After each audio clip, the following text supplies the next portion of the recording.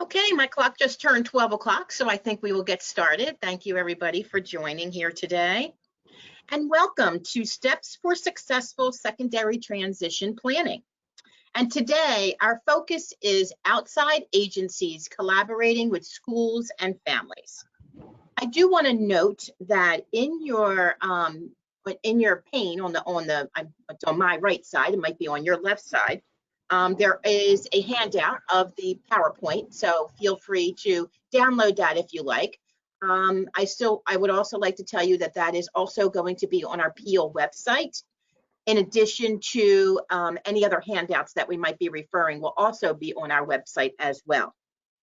Would also like to tell you that feel free to put questions in the pane as well. We will be monitoring that option, so feel free to put questions in there too. My name is Diane Perry, and I am the parent advisor at the PEAL Center.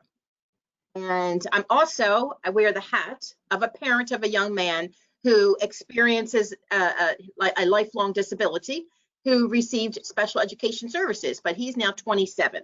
So you may, throughout our presentation, our webinar here today, hear different stories that I might add and interject in there too about my son as well. This graphic itself, I work at the PEAL Center, and this graphic represents the 6 key strategies used by PEAL to accomplish our work. Families and youth are in the center of our work and surrounded by their communities and the professionals who work with them. And we also do many services by doing outreach, like our webinars we're doing now. We have a ton of resources. Our website has a wealth of information on there. So I would really encourage everyone to feel free to go to our website, and you'll see all of the up-to-date work that we're doing as well. And I'd like to introduce my co-presenter this afternoon.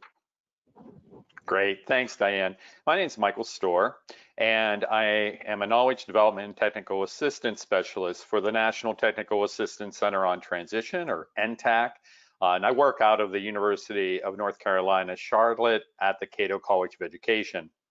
NTACT is a federally funded project, and actually we were just refunded for another 5 years, so we'll be around at least for another 5 years to offer support. And who we support are state education and vocational rehabilitation agencies, local education agencies, so schools and school districts, as well as our VR service providers. We also help to support and provide information for youth, families, and other secondary transition stakeholders, other agencies, in developing and implementing effective evidence-based practices that help students transition from high school to a meaningful and successful adult life. Great. So today, what we'll be able to do is we're going to be discussing what families need to know about putting this topic into practice, and how this applies to the IEP, your Individualized Education Program. And we're also going to discuss the importance of agencies collaborating with schools and families during this transition planning. And we're also going to describe how the topic aligns with the Transition Discoveries Guide, which was developed by collecting voices and experiences from youth, families, and stakeholders. It highlights the key elements that make a successful transition from high school to adult life. This is a collection of indicators and sub-indicators that can be used as a roadmap to guide your transition plan. I also want to note that we will have a guest speakers this a little bit later in our presentation here today. We will have the Habeckers join us a little later, and they're going to provide the parent and student perspective on transition and working collaboratively with agencies. Some key reminders. Transition services must be addressed in the IEP of the student in the year in which the student turns 14 years of age. Now, that doesn't mean that the IEP team has to wait until the student's approaching 14th year. You can actually start to plan at any time before that. I know for my son David, we We started transition planning probably when he was in, middle school, maybe even elementary, just started thinking about what does that future look like for him.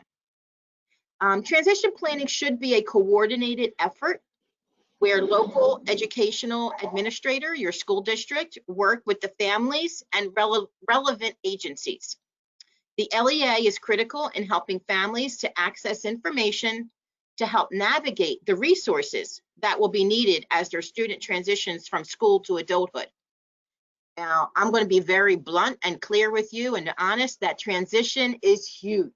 And there's a lot to go on, which is why I'm really excited that we're able to bring you this series and kind of like, chunk it out for each piece of that transition process. Successful family involvement relies on meaningful collaboration with all of these stakeholders. And you'll be hearing that a little bit through my stories and through the Habeckers as well. Schools are required to coordinate transition services by linking families with all of the various agencies and support services that are involved in the student's life. And we're going to talk a lot about that a little bit later as well. The coordinated set of activities relies heavily on services and people, both within and outside of the school setting. And this requirement is going to look different for every student, because you're going to have students who have, maybe just need a couple supports and services, and you're going to have students who are on the other extreme, meaning lots of agencies and lots of involvement. But what I will say as a key reminder here is that successful transition starts with that vision. What is that vision for your child? And as a parent, I feel it's really important, and anybody that knows me and talks with me, I always talk about what does that vision look like for your child. And for us, for David, we did a lot of that for him until he started getting to middle school, high school age, where then he took ownership of that, where there does need to be the passing of the torch to our children for them to then take ownership of their transition and to really bring their voice to the table. And so my suggestion to families and actually to school personnel and administrators that are joining us for this webinar is that to really encourage the families to write that vision out. The team should know, where do we need to be working on? What's that going to be looking for? What other agencies do we need to bring in? What other, resources do we need to bring to the table? So transition is huge. And, I do want to say at this point too, that there is a transition conference every year in the summertime that the Department of Education sponsors. And every year I went to that conference from when David was 14 all the way to 21. And he then joined me throughout some of them as well. I really encourage the school personnel to share that information with families and for families to seek out that information. And you can always get all of that information on the Patten website, pattan.net, patten.net. They usually always post all of their conferences on that website. So I really encourage it. It's always usually in the month of July. So you want to start looking for that, probably as early as February, March. So with that, the PEAL Center and NTACT, where Michael works, we are presenting this webinar series for trying to set up a successful secondary transition planning. We started these in September, and it's on the 4th Tuesday of every month, and it will be at noon, which you are with us today. You do have to register, but you only have to register once. Once you're registered for all of them. So you'll get notices each month that we're doing them. And then the best way to register, which most of you may have done that already, was going to our website. We will also be recording each one. So if you miss a session, you can always review it when it's recorded, or you might need a refresher, or you might want to share this with other families that that are also approaching transition. So with that, we're just going to take a minute and look at this process that we're talking about. And as Diane just mentioned, and thanks Diane for reviewing that, last month we presented information regarding youth self-determination and self-advocacy. This first session is available at the pealcenter.org / Transition Tuesday. So if you missed it, you can still catch up. Today, we are going to focus during this session on the importance of understanding and engaging outside agencies outside of the school setting in the secondary transition process. And then you can see on this slide the upcoming topics that we'll be doing from now through the month of May. So recognizing that multiple individuals and agencies should be involved in transition planning is an important first step in addressing the transition needs of students with disabilities. Some of these can be met through informal support, such as friends or relatives or kids working, with their peers, while others require more formal supports. It's important to note that no one person or agency can meet the needs of all transitioning students, and this really is an individualized process. Transition planning requires shared experiences and a wide range of services, as Diane mentioned. These might include agencies that serve individuals with disabilities specifically. So in Pennsylvania, this could include the Office of Vocational Rehabilitation that helps students and young adults and adults with obtaining training for and obtaining competitive integrated employment. Or also county-based agencies, often connected to the Office of Human Services in an individual county that support individuals with intellectual disabilities, developmental disabilities, or mental or behavioral health needs. One of the roles of the transition coordinator or the assigned secondary transition staff in a high school is to engage these representatives from outside agencies and to work with the families and the students in understanding the agencies and inviting them to participate in transition planning and the transition planning process. Understanding and engaging with both the folks who teach and support students in the school system, as well as from outside agencies, is vital to ensuring that a student will be able to seamlessly transition from high school to adult life. As transition planning team members share their dreams and a vision for their future, generate ideas, explore options, develop and implement a plan, and effectively follow through, successful outcomes regarding further post-secondary education and training, employment, and independent living will be achieved for students with disabilities. It's important that the student and the family are actively engaged in this process and that everyone on the transition team has open communication, that they're coordinating, and that they're collaborating. This includes ensuring that everyone working with the transition team, including the student and the family, are kept up to date on the student progress and review of their strengths, needs, and their post-secondary transition goals. We next wanted to talk a little bit more in depth about transition discoveries, and Diane mentioned this at the very beginning of today's presentation. Transition discoveries and the Transition Quality Empowerment Project, or TQEP, is a project led by staff from the George Washington University in collaboration with the PEAL Center and the Pennsylvania Youth Leadership Network, or PYLN, through funding provided by the Pennsylvania Developmental Disability Council. And it's designed to work with youth with disabilities, their families, and other stakeholders to enhance secondary transition programming and services while the students are in school and to increase successful student post-school outcomes. Transition Discoveries is a program that is being implemented throughout Pennsylvania through the Patent and IU systems, along with engaging the supports of PA's interagency partners. Included in this program is the Transition Discovery Guide that contains 9 secondary transition-related areas that are further broken down into 55 sub-indicators that can be used as a roadmap to guide a student's transition plan.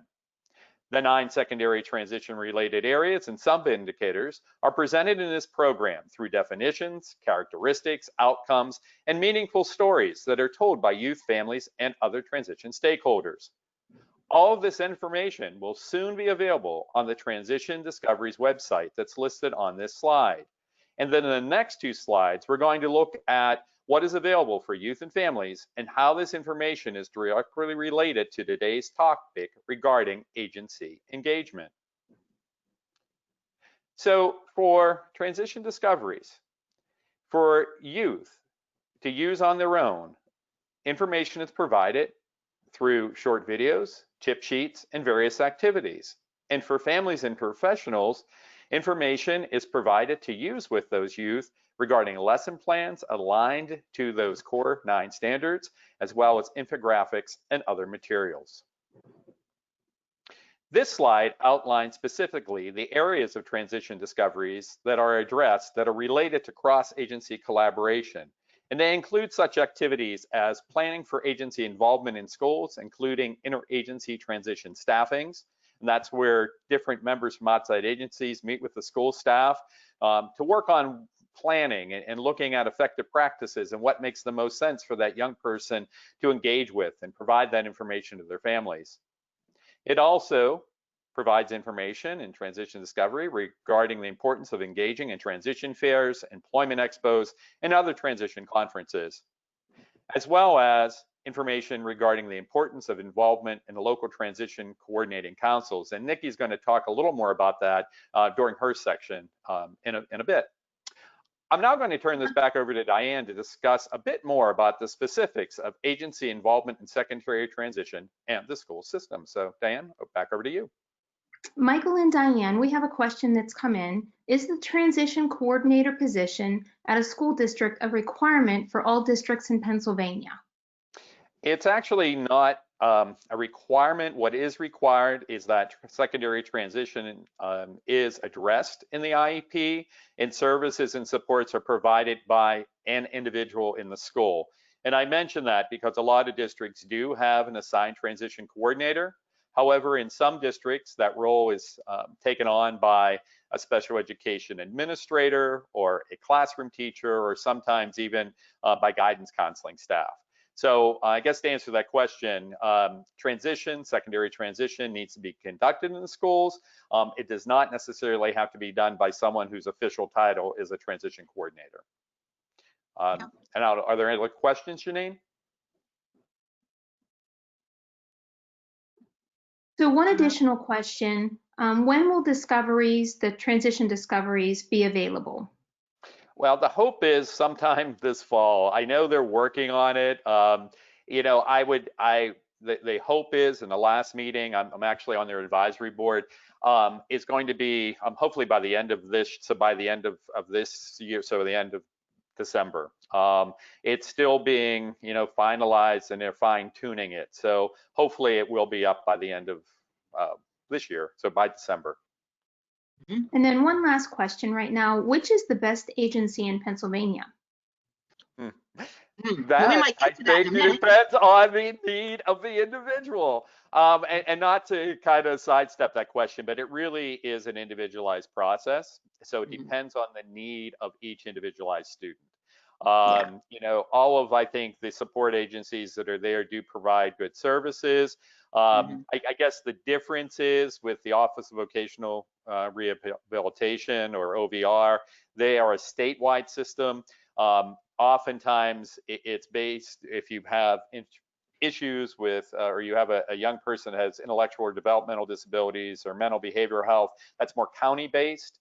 But it really does depend on the need of the individual. And I would, you know, again, highly recommend seeking out services and seeing what's available.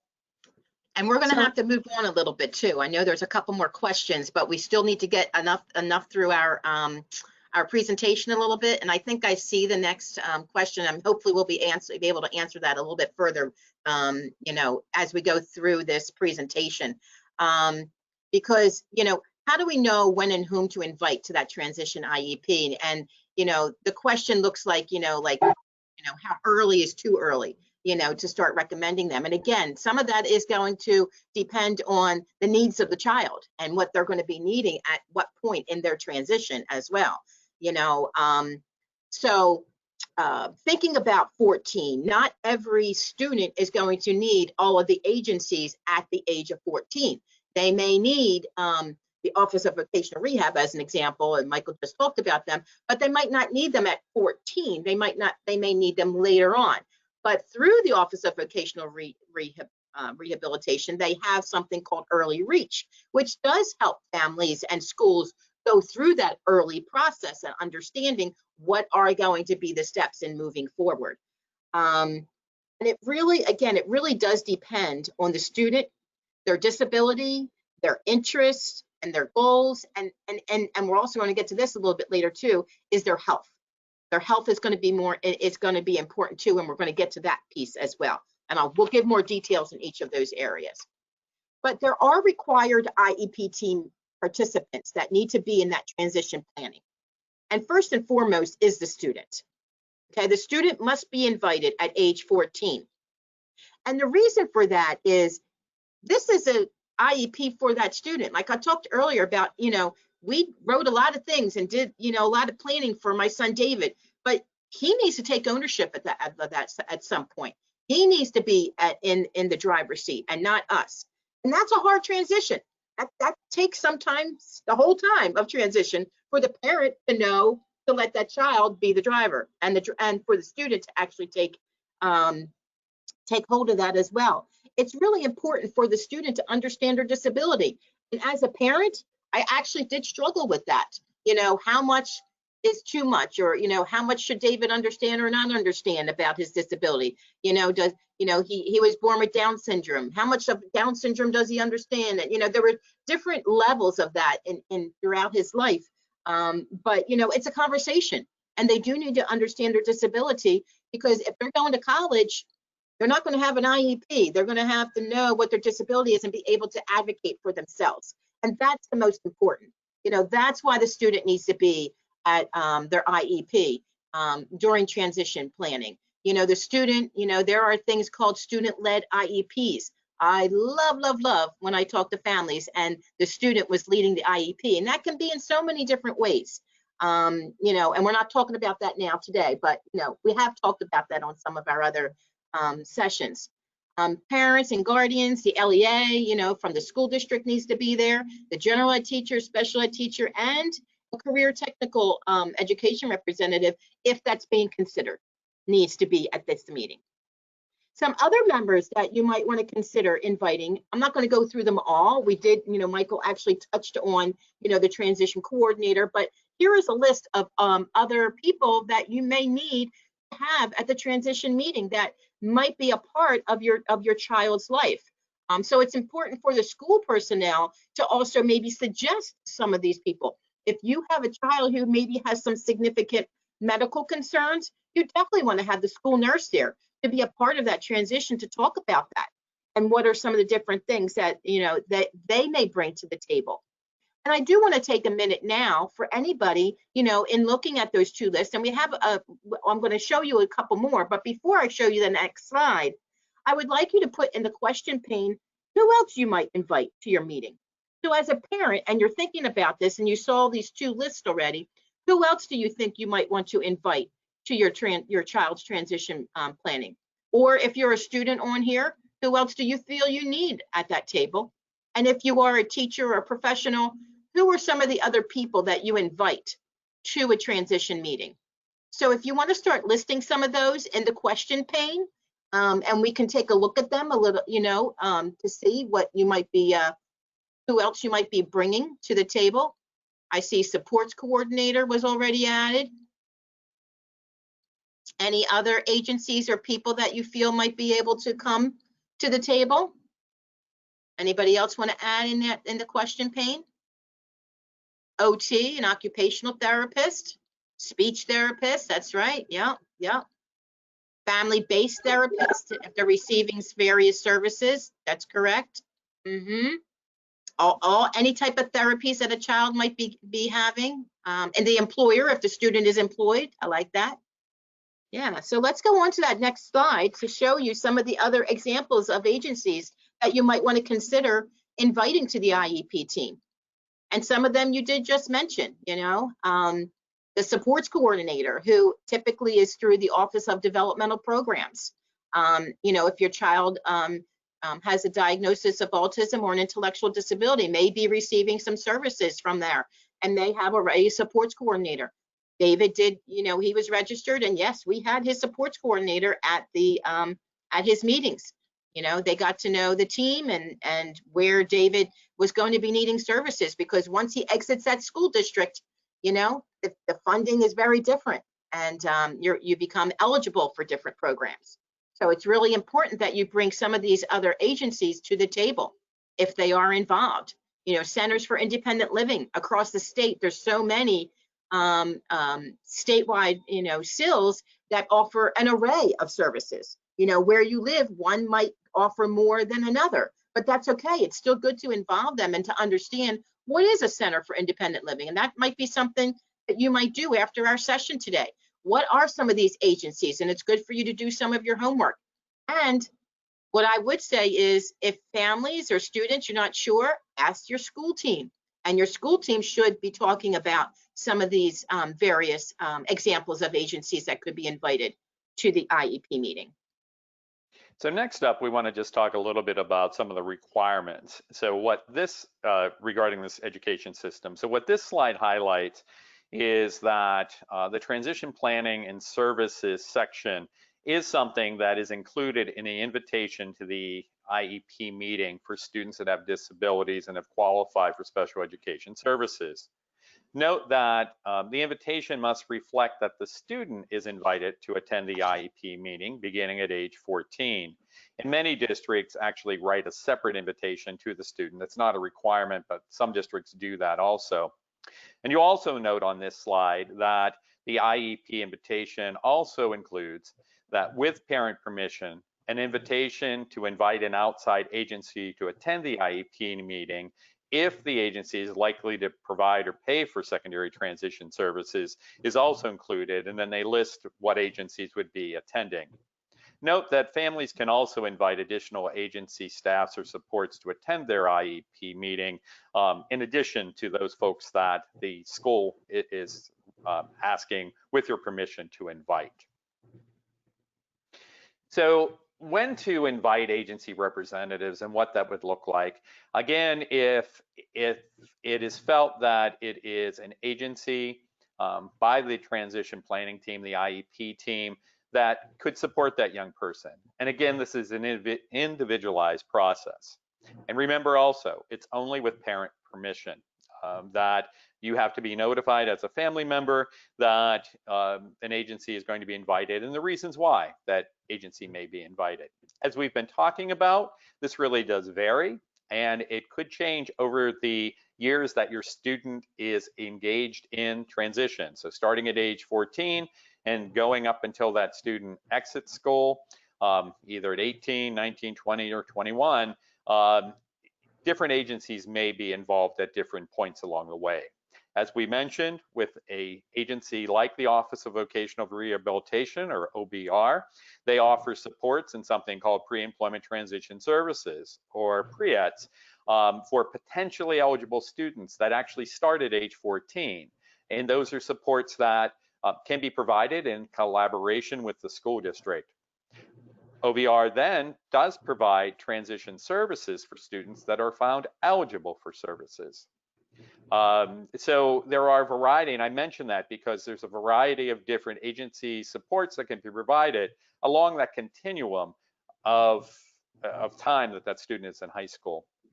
It's important too that the school is documenting agency involvement and how they were invited to the IEP meeting and the status of agencies that are involved with the student. And the best place is really to have that documented in the present education levels of the IEP. While that's not a requirement, we do recommend that that's an effective practice, that information regarding agency involvement is included in the present education levels of the IEP. It's also important when we look at agency involvement, and again, this is what I was just mentioning. In the parent concerns section, the school could describe any special circumstances regarding agency participation. And we give an example here of what that could look like. I also wanted to stress too that it's really important for family members and youth to get to know who your local agencies are. It's important to understand why agencies should be involved and who to engage. And I know sometimes there's some reticence on families, like who are these folks and what are they going to be doing to support me and my son or daughter? But it really is important to find out what supports are available, because when a young person with a disability graduates, they lose the entitlement services that are provided through the education system. And in the adult system, it's an eligibility system that students really need to, young people and their families need to seek out. So it's important to make these connections with outside agencies while your sons or daughters are still in school. This slide is a screenshot of Section 3 of the Pennsylvania IEP form, or the secondary transition section, sometimes referred to as the transition grid. And you'll notice that in this section, there is a space that is entitled persons or agencies responsible for the services or activities listed. In most cases, the school is listed as that agency responsible.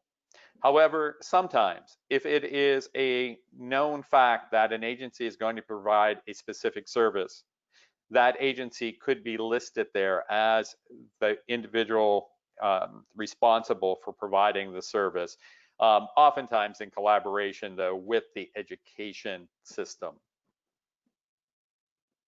So I wanted to give you a quick case study example, and you can read on this slide. In the case study we want to talk about, this is a young man, Chris, who was identified with emotional disturbance issues. He has a moderate hearing loss who wears a hearing aid.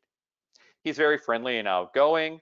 He's on track for a regular diploma, taking 5 years to complete his high school requirements. He's doing well in school. He has a C average. However, some of his behavioral issues cause him to be anxious, and he's having some issues with that. He does have a behavior plan, and he does have a career interest in manufacturing, possibly in welding. A little more about Chris. He's been referred to OVR for pre-employment transition services. He has participated in job exploration counseling activities, and he's interested in a career pathway that allows him to make good money and work with his hands. He also has an uncle who has a welding shop, and he is thinking about that might be something he wants to do, as well as going to a trade school after he graduates. His family has supported these decisions. So if you look at this slide, what we've listed are possible agencies or individuals that would be part of his IEP team. What we wanted to note here is notice that it is a pretty involved list. There's a number of folks there. But given Chris and the needs that he has, this would be the folks that would be invited. Now, I also wanted to note that possibly all of these folks would not physically attend the IEP meeting. I know given COVID-19, oftentimes now IEP meetings are being attended virtually, so this might be a virtual attendance at the IEP meeting. Or the other thing I wanted to mention, if a particular individual could not be in physical attendance, they could provide information to the IEP team to help with that process for that student's IEP for that year. I am now very excited to introduce Nikki and Joshua Habecker, who will talk a bit more about Joshua's secondary transition journey, including the value they have found in effective interagency collaborations. Great. Thank you for the opportunity to share a piece of our transition with you. It is an honor to be here today. My name is Nikki Habecker, and I am the mom of this incredible young man. An incredible young man. A little gun shy. I don't see him. My family. I enjoy hanging out with friends, fussy timing and having fun. I love to laugh at funny noises. I love music and a great dance party. While Joshua has complex needs, we have worked hard to presume competence and ability. The best advice we received early in our journey was by his pediatric neurologist. As we sought answers, he advised, "Let Joshua be your guide." Our journey began from his advice and our vision for Joshua, his siblings, and ourselves. We want him to love and be loved, have friends and be a friend, and share his gifts and talents to make our corner of the world just a little better. I know. You know? Awesome. I know. Seeing his smile, progress, genuine love of people, and zest for life makes you want to do your best.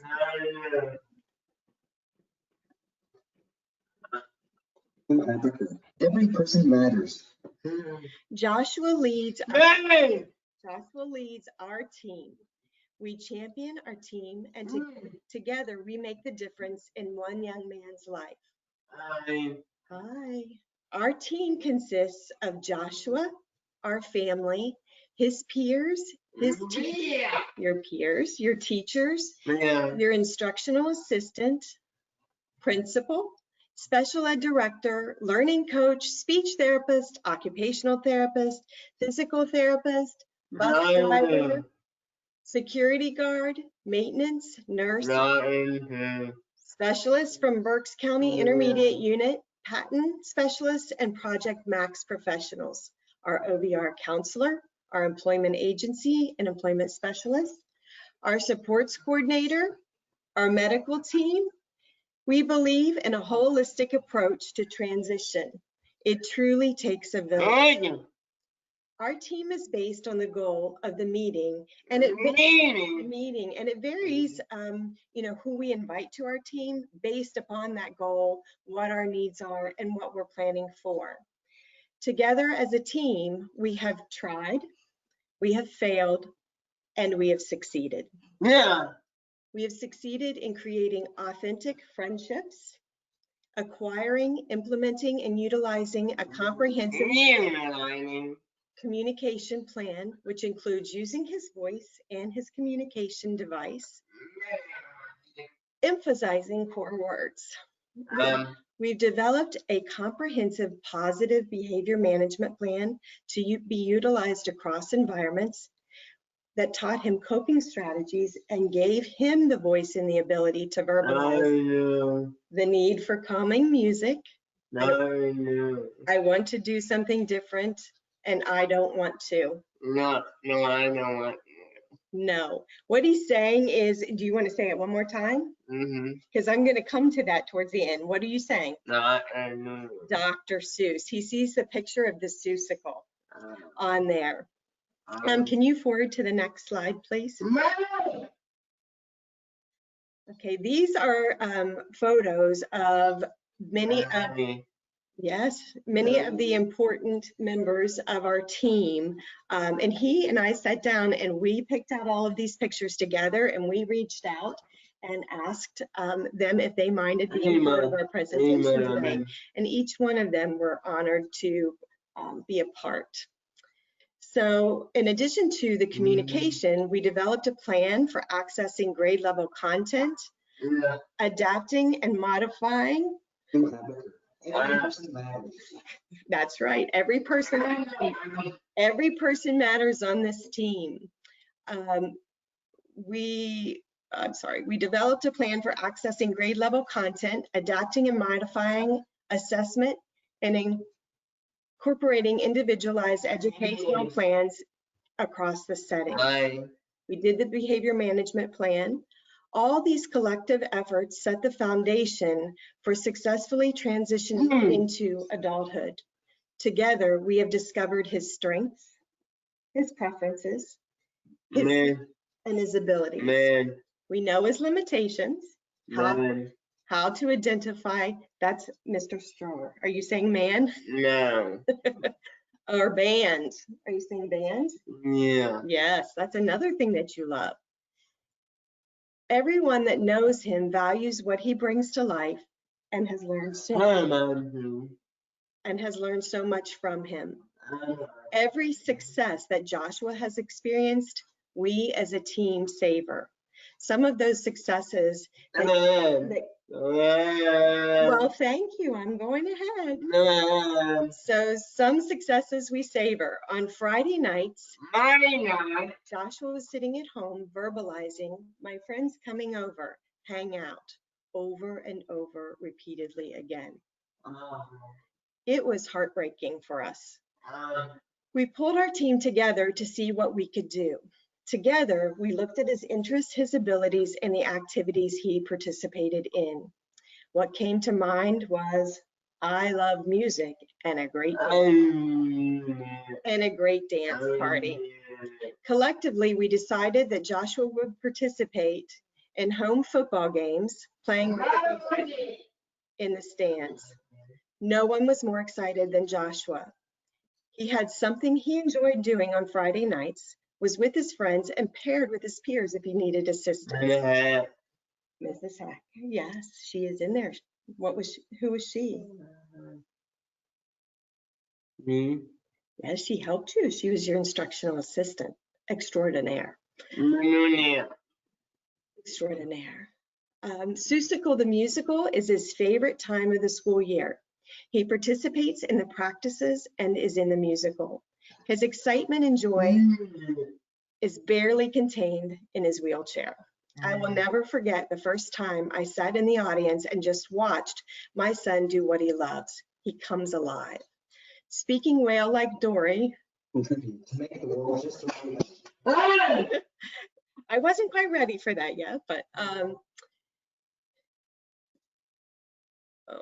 he comes alive. Speaking whale like Dory to warm up, singing, belly laughs, and beautiful music again, he lit up as he participated in chorale. Wow. Joshua's class participated in the early reach through OVR, pre-employment services.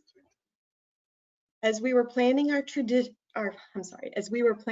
transition, a job fair was held at school. We inquired about opportunities for volunteering and potential employment. Yes, you definitely enjoyed volunteering for Meals on Wheels. One of the teachers had made connections with potential employers and shared a contact for the Reading Fight and Fills for a job that would be perfect for him. How about, will you say the Reading Fills? No, ma'am. Future programs. We reached out to the contact and learned they would be having interviews. Joshua participated in the interview and landed his first job as a greeter and handing out gazettes. Joshua still asks to go to work every day and was extremely disappointed this year when there was no baseball season. Graduation. The amount of planning, effort, and success was insurmountable. Developing the goal, setting the objectives, planning, physical therapy. Oh, thank you. Practicing, ensuring the stage was accessible, supports for traveling in the line, seating, transferring into the walker, and walking across the stage to accepting his diploma. Every person stood to applaud with tears in their eyes. We all savored the sweet spot as he joined his classmates in tossing his hat into the air. While in the midst of transition planning, I served on the Berks Transition Coordinating Council, where I've met many talented people that come together to support our students, schools, families, and communities. Joshua and I have offered our voice, perspective, and time.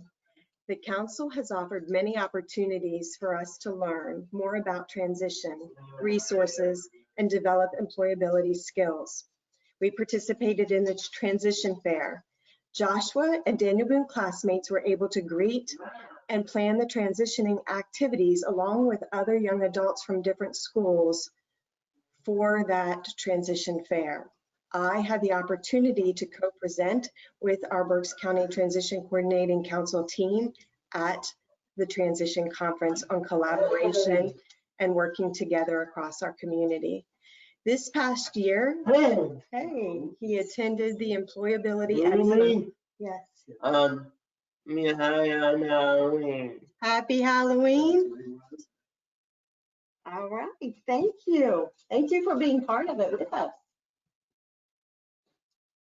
This past year, he attended the Employability Expo, where he again learned job development skills and had the opportunity to interview with various employers. The amount of time, effort to participate was again insurmountable.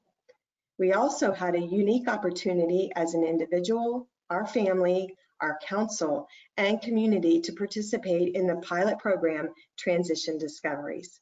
We just held our Transition Change Agent Team meeting. We captured what we're doing well. We dreamed really big. And collectively, we began developing an action plan based specifically on our results from the survey and the input from individuals, families, transition coordinators, service access management, our supports coordinators, various entities across the county came together, and it was an amazing opportunity to have a discussion and really continue us moving forward and celebrate all the successes and things that we're doing really well. As we approached our final year of transition, we pulled our entire team together again to finalize our transition. Overwhelming is an understatement. We developed our plan.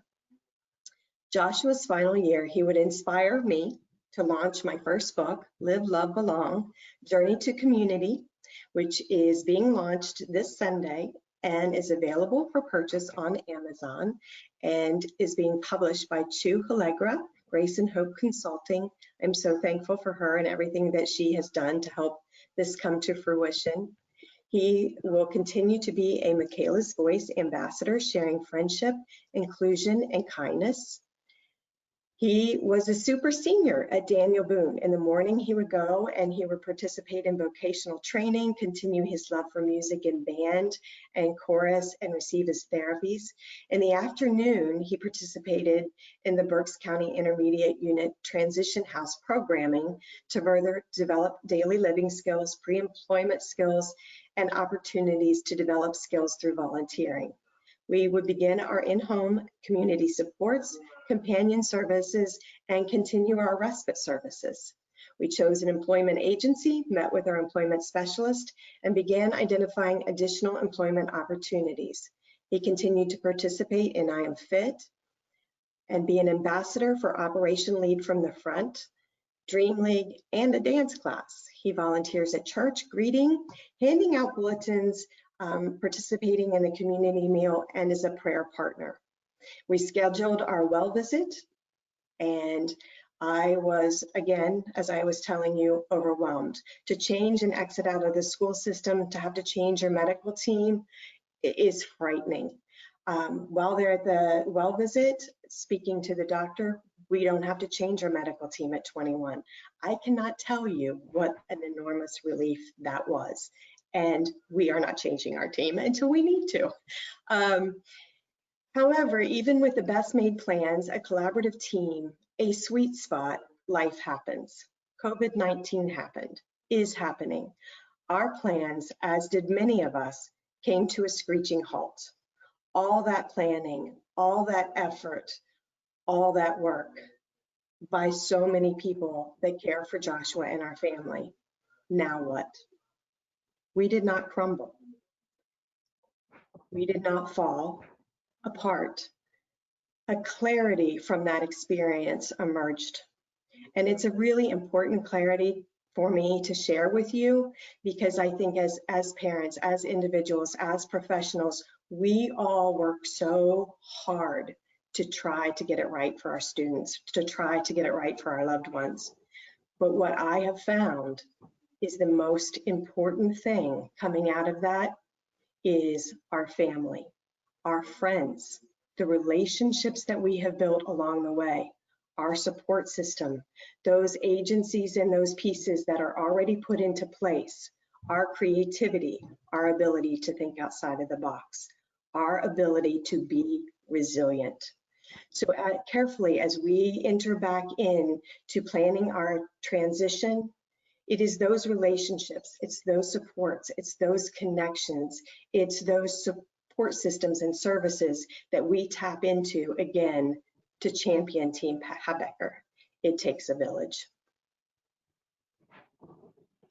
Thank you so much, Nikki and Joshua. Not sure if you're still there or not, but we really appreciate your story, and yeah, it's just amazing. And thank you so much. And what I've heard a lot was team collaboration is essential.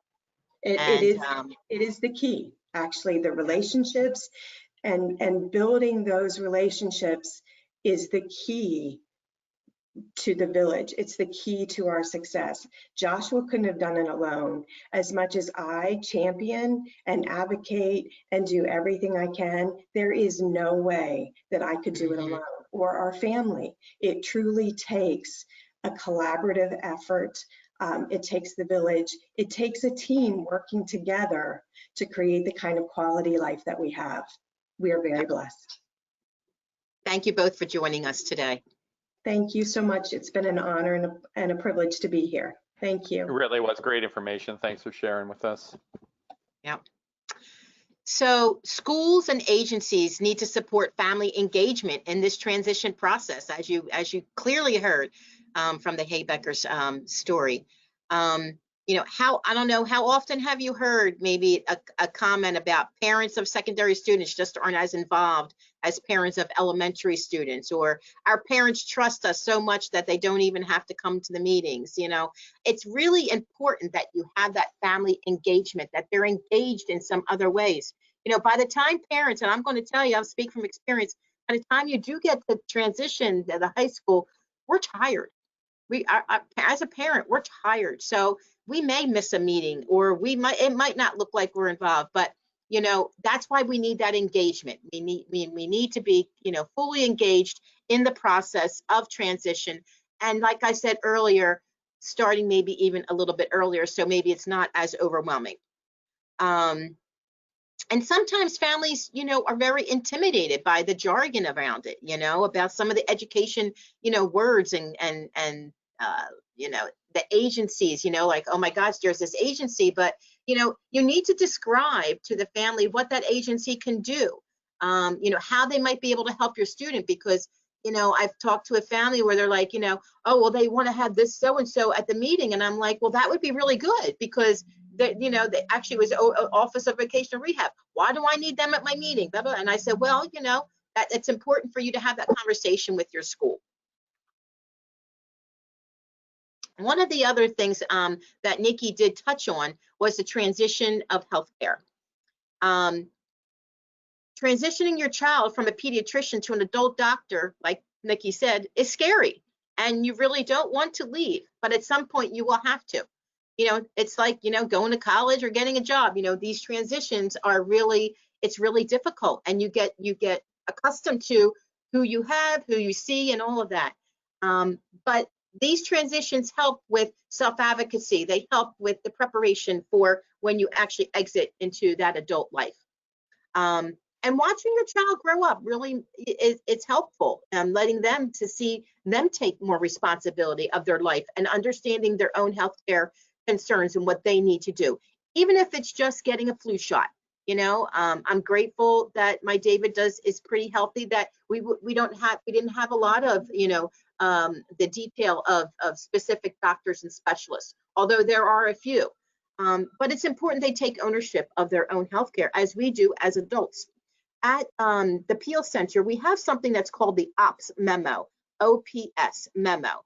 And this is through your insurance, your special needs unit, it should be able to help, but they are not always aware of the provision. So how it works is a pediatrician remains your primary doc and bills for visits, and the adult doctor bills as a consult. When this switch is made, billing is done in an opposite way. So this enables the person to try out an adult doctor to find a good match. So, you know, it is helpful. We do have that resource available on our website. It's called the OPS Memo, Operations Memorandum. And so it's through the Pennsylvania Medicaid, and it's the mandatory managed care program through your health choices. So it's important, that's important information we wanted you to have, and you can go to our website to actually get the full, there's a lot more information that I can talk about, but I'd rather, you know, you go and actually download the OPS memo and get all the details itself. But that, in a nutshell, basically allows you to see an adult doctor, and it's paid through the insurance. So you can actually, you know, just kind of like, is this the right doctor or is this the right doctor? So you can have choice in that movement. Just a few more reminders as we start to close here. As Nikki just said, even with the best laid out plans, lives change, the world changes. You're going to need to adjust your plan as you go through that. You know, as a parent of a child with a disability, I became so flexible because of that's what you need. That's what you just need to do as a parent. And school personnel also needs to help with that change and flexibility too. And, I know parents, I'm like, this is a lifelong, it's lifelong. We just have to continue to be flexible and to adjust to all the changes. But remember, throughout all of that, you're not alone in the process. Use the resources, ask for help. It is so important to do that. Connect with other family members, connect with other school personnel. It is important to connect. And as Nikki said too, it's those relationships that you're building that are going to help you through those transitions. So we have a couple other resources we wanted to share. Before I jumped in that, I did notice some questions that came in. So just real quickly, transition and transition planning. Someone had asked, is this like a one-shot deal when a student enters high school and then isn't addressed again? And know that it is an ongoing process starting at age 14, and that might be in middle school. Or at least by 9th grade. And it is something that is addressed every year. It actually drives the IEP process. And there's checks along the way for those activities and services that are provided. In the slide, when I was talking about the transition section of the IEP, section 3 or the grid, and we were talking about agency involvement, wanted to stress again that it really is important that for school districts that are on the call to realize that in putting the agency responsible, it is ultimately the responsibility of the school district to complete what is in the IEP. So it's important to note that if an agency would not fulfill one of the activities that is assigned, it's listed for them, the school district would ultimately be responsible for that. So keep that in mind when you're filling out that section. As I mentioned, oftentimes what folks will do, if it is in collaboration with an agency, they might list that, but then also list the LEA. And one of the other real quick comments, we were talking about occupational therapy, physical therapy, speech language therapy. Oftentimes those are provided directly within the school. So while those are not, exactly outside agencies, they are other members of the IEP team through the education system that provide services. So anyhow, just to clarify those. On this slide, real quickly, wanted to mention a couple resources. The first one listed there is something you can find at the parentcenterhub.org, which really is a great place for folks to go for information for families, individuals, students with disabilities. We put this together this summer, the folks at NTACT, along with the folks from the Parent Center Hub. And basically, it's a really nice guide. It was developed for kids that were graduating this year that may have not had the opportunity for some finalization of transition planning. So when you go to that guide, it really does a nice job of outlining agency involvement and connections for the training, employment, and independent living, those post-secondary goals. It walks you through talking about making connections, and really, I think one of the more important things, questions to ask. So click on that link, it'll take you to the Parent Center Hub in that guide. As Diane mentioned, healthcare is really important to consider, and Got Transition is an amazing site that provides information, especially on a transfer from pediatric care to adult care. And lastly, as we've mentioned throughout today's broadcast, really looking at the Office of Vocational Rehabilitation and the supports that they offer through their early reach and through pre-employment transition services for potentially eligible students. We also wanted to mention that, remember, this is a series. So our next session is coming up on November 24th, and the topic for that will be transition assessment. You can remind folks and let them know that they can still register for these sessions. And as a reminder, we are recording these so you can view these sessions as well as the related materials at a later time.